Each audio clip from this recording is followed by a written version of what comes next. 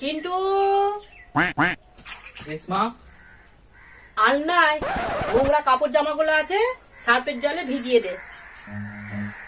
তাড়াতাড়ি যা।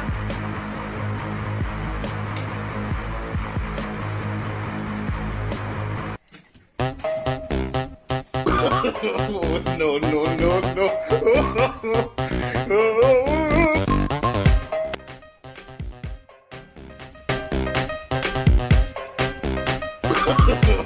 No, no, no, no.